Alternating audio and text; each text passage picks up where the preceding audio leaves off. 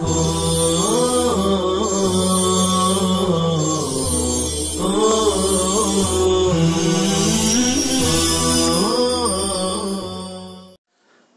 للہ رب العالمین والصلاة والسلام علی سید الانبیاء والمرسلین سیدنا محمد وآلہ وصحبہ اجمعین۔ طلبہ عزیز، آج ہم نیا باب شروع کر رہے ہیں، باب التعاون علی البر والتقوی، نیکی اور تقوی پر تعاون کرنے کا بیان۔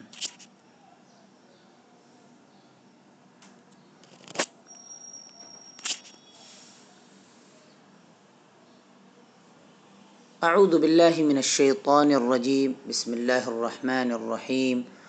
قال اللہ تعالی وتعاونوا علی البر والتقوی۔ اللہ تعالی نے فرمایا اور نیکی اور تقوی کے کاموں میں ایک دوسرے سے تعاون کرو، یعنی ایک دوسرے کی مدد کرو۔ وقال تعالی والعصر ان الانسان لفی خسر۔ اور فرمایا قسم ہے زمانے کی، یقیناً انسان خسارے میں ہے۔ الا الذین آمنوا وعملوا الصالحات وتواصوا بالحق وتواصوا بالصبر۔ سوائے ان لوگوں کے جو ایمان لائے اور انہوں نے عمل صالح کیے اور ایک دوسرے کو حق کی وصیت کی اور ایک دوسرے کو صبر کی تلقین کی۔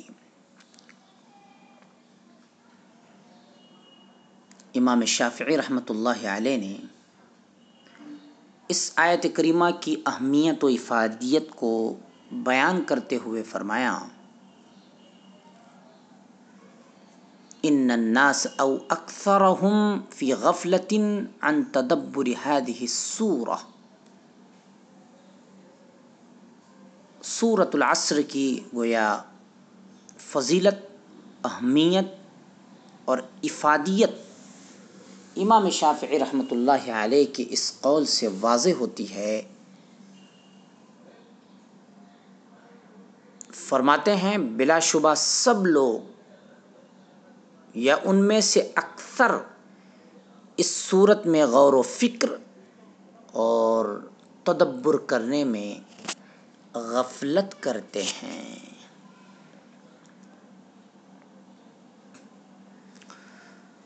تشریح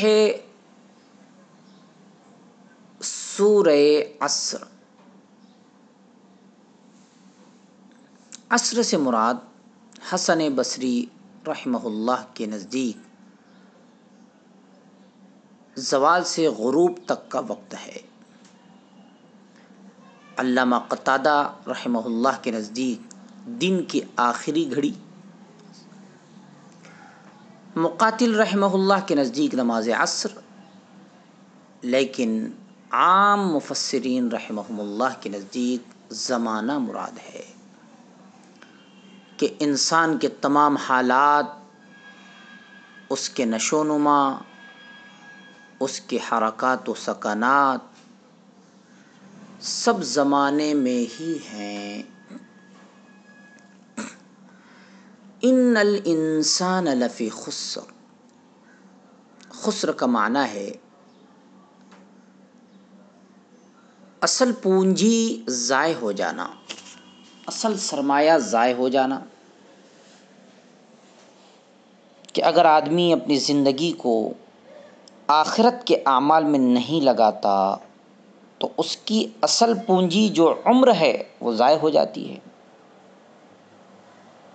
اس خسران سے، اس نقصان سے بچنے کا راستہ ایک ہے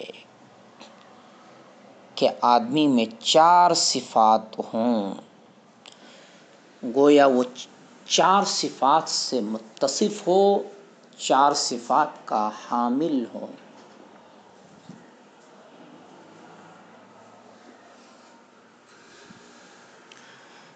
نمبر 1 ایمان لانا، نمبر 2 اعمال صالحہ کرنا، نمبر 3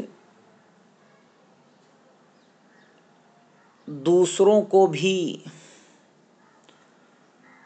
ایمان اور عمل صالح کی وصیت کرنا،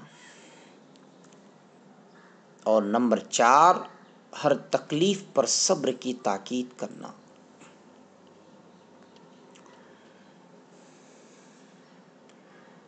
تواصی بالحق، تواصی وصیت سے ماخوذ ہے، اور وصیت کہتے ہیں کسی کو تاکید اور مؤثر انداز میں نصیحت کرنا۔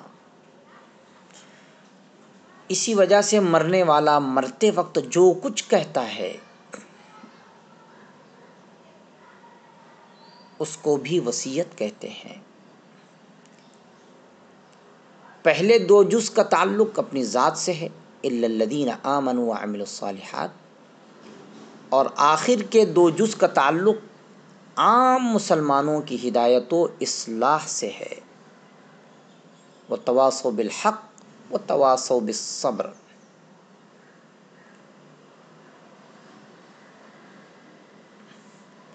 تواصی بالصبر،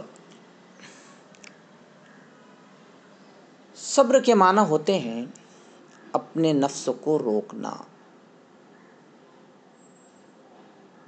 تو تمام اعمال صالحہ کی خود بھی پابندی کرنا اور گناہوں سے بچنا بھی اس میں داخل ہے۔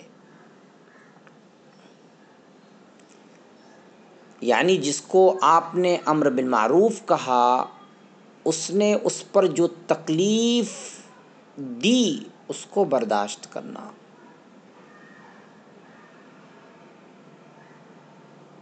مفتی محمد شفیع صاحب رحمہ اللہ فرماتے ہیں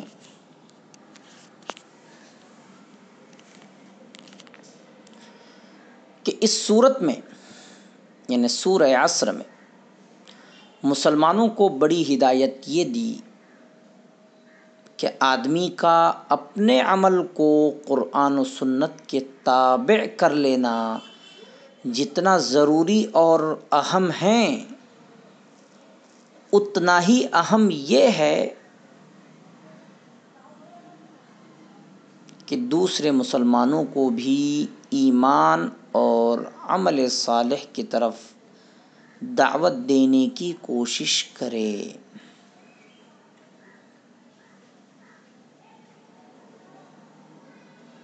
ورنہ صرف عمل نجات کے لیے کافی نہ ہوگا۔ خلاصہ یہ ہوا کہ صرف اپنے آپ کو اپنی ذات کو عمل صالح کا پابند بنانے کی کوشش نہ کریں، بلکہ ساتھ ساتھ لوگوں کی بھی فکر کریں کہ وہ کس طرح عمل صالح اور اخلاق حسنہ کے پابند بن جائیں۔ اسی لیے قرآن و حدیث میں ہر مسلمان پر اپنی اپنی قدرت کے ساتھ امر بالمعروف اور نہی عن المنکر فرض کیا گیا۔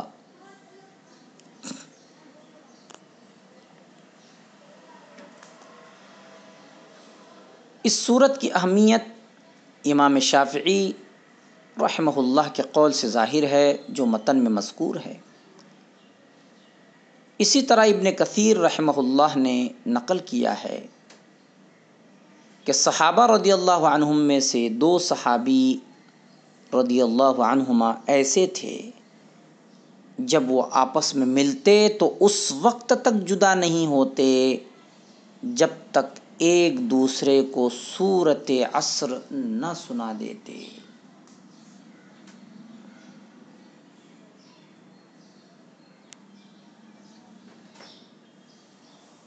اب ہم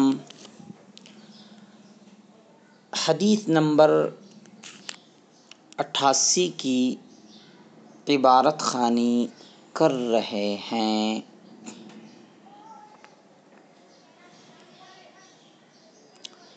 بسم اللہ الرحمن الرحیم۔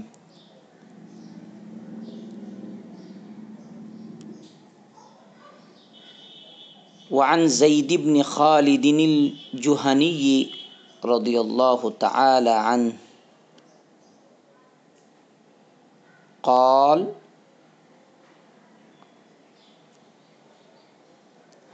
حضرت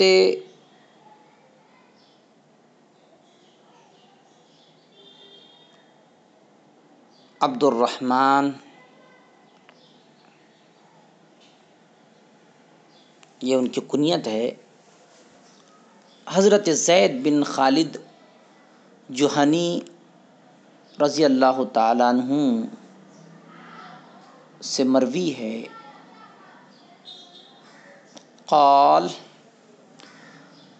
قال نبی اللہ صلی اللہ علیہ وسلم، رسول اللہ صلی اللہ علیہ وسلم نے فرمایا، من جہز غازیا فی سبیل اللہ فقد غزا، جس نے اللہ کے راستے میں کسی جہاد کرنے والے کو جہاد کا سامان تیار کر کے دیا، فقد غزا، بلا شبہ اس نے خود جہاد کیا۔ ومن خلف غازیا فی اہلہ بخیر فقد غزا،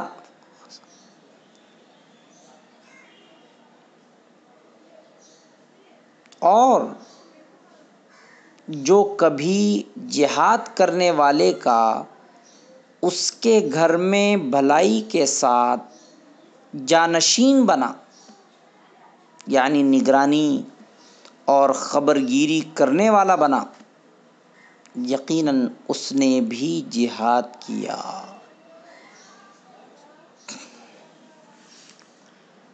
اس حدیث میں ایسا طریقہ کار بتلایا گیا ہے جس پر عمل کر کے جہاد کو زیادہ سے زیادہ مؤثر بنایا جا سکتا ہے، اور جہاد کے اجر و ثواب میں سب لوگ برابر کے شریک ہو سکتے ہیں۔ معاشرے میں بہت سے تن و من قوی اور جوان ہوتے ہیں، لیکن ان کے پاس وسائل نہیں ہوتے، اس لیے وہ جہاد میں حصہ لینے سے محروم رہ سکتے ہیں، اور یوں ایک نہایت کارآمد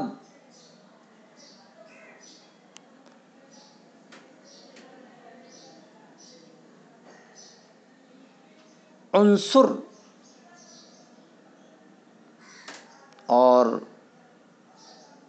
اپنے اعضاء جو کار خیر میں استعمال ہونا چاہیے ان کو معطل اور بیکار بنائے رکھتے ہیں۔ دوسری طرف ایسے لوگ ہوتے ہیں جن کے پاس وسائل کی فراوانی ہے، لیکن ان کے پاس صحت، قوت اور جوانی نہیں ہے جو جہاد کے لیے ضروری ہے۔ اس حدیث میں بیان کردہ طریقہ کار پر عمل کرنے سے رجال کار اور وسائل دونوں باہم جمع بھی ہو جاتے ہیں، اور جہاد کے اجر میں بھی سب برابر کے شریک ہو جاتے ہیں۔ خیال رہے کہ قرون اولیٰ میں جہاد میں حصہ لینے والے مجاہدین مستقل باقاعدہ تنخواہ دار نہیں ہوتے تھے، جیسے آج کل فوج کا ایک نہایت وسیع ادارہ ہے، بلکہ لوگ رضاکارانہ طور پر حصہ لیتے تھے۔ جیسے آج کل بھی بعض تنظیموں کے تحت لوگ جہاد میں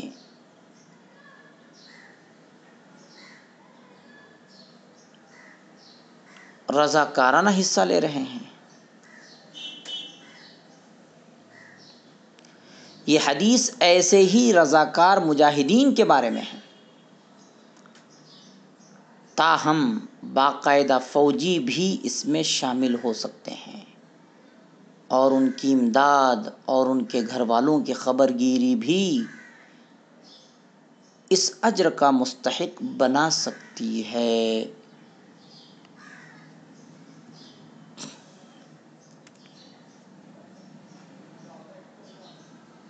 اس حدیث پاک میں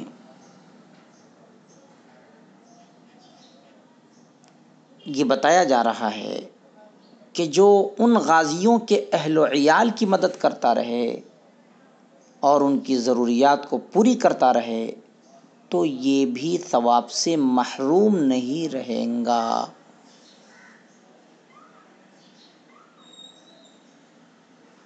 راوی حدیث حضرت زید بن خالد رضی اللہ تعالی عنہ کے حالات۔ نام زید، ابو عبد الرحمن کنیت، والد کا نام خالد، قبیلہ جوہینہ کی وجہ سے جوہنی کہلاتے ہیں، یعنی قبیلے کی طرف نسبت کرتے ہوئے آپ کو جوہنی کہا جاتا ہے۔ حدیبیہ سے پہلے مسلمان ہوئے، یہ مدینے میں ہی آ کر آباد ہو گئے۔ فتح مکہ کے دن ان کے قبیلے کا جھنڈا ان کے ہاتھ میں تھا۔ سن وفات میں اختلاف ہے،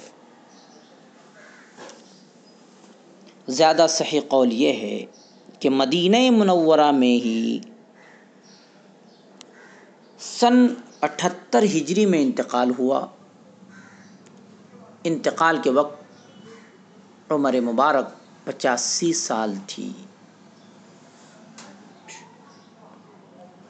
ان سے یعنی حضرت زید بن خالد رضی اللہ تعالیٰ عنہ سے 81 روایات منقول ہیں۔ صلی اللہ تعالی علی خیر خلقہ سیدنا محمد وآلہ وصحبہ اجمعین برحمتک یا ارحم الراحمین۔